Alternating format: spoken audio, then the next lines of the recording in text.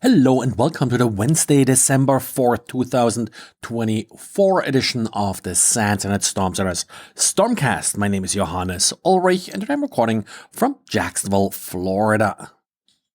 Well, I mentioned malformed Word documents yesterday. Today we have a diary by Didier, not about malformed, but about perfectly normal, at least syntactically, Word documents and how to analyze them if they include embedded files.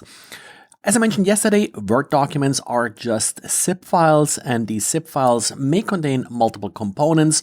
One of these components may very well be a binary. Now, these executables won't execute by themselves. The user has to execute them by double-clicking them. So typically, an attacker would send a Word document with some kind of pretense that would trick the victim into double-clicking the icon that represents the executable, and in doing so, starting and executing the malicious payload.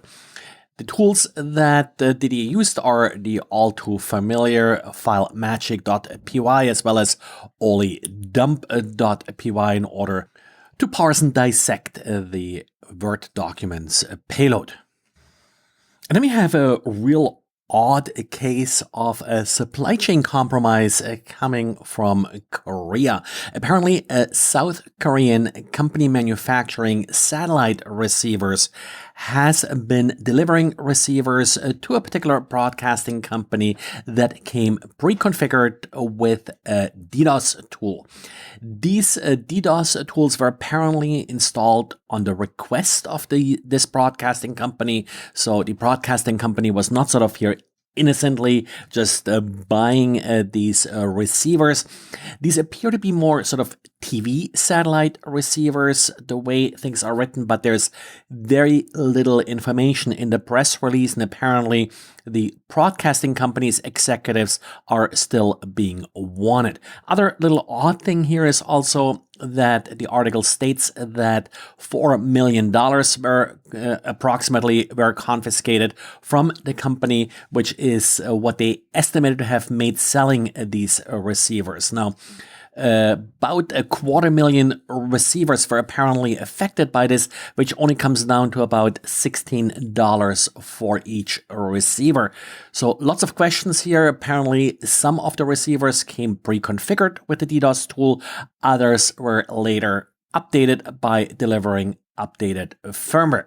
And given that we have no company names here, there's also no way to tell if your particular piece of equipment or so is affected by this particular incident. And we got a few vulnerabilities to talk about. First of all, good old Veeam has two vulnerabilities that were being addressed, one of them with a CVSS score of 9.9. These affect the Veeam Service Provider console. The 9.9 vulnerability does affect you if a management agent is authorized on the server, and in that case, it's possible to perform remote code execution. The second vulnerability, not as severe, score of 7.1. Again, only applicable if the management agent is authorized on the server. And, well, it's the good old NTLM hash leak that could be exploited here to retrieve credentials. And then we have a proof of concept exploit for a task scheduler privilege escalation vulnerability that has been addressed by Microsoft with the November update. So fairly recently, you've seen this being called a zero-day vulnerability in the press, but with it already being addressed, certainly not a zero-day. On the other hand, this is a privilege escalation vulnerability. It is apparently being exploited as a follow-up to the exploit for a zero-day vulnerability in Firefox.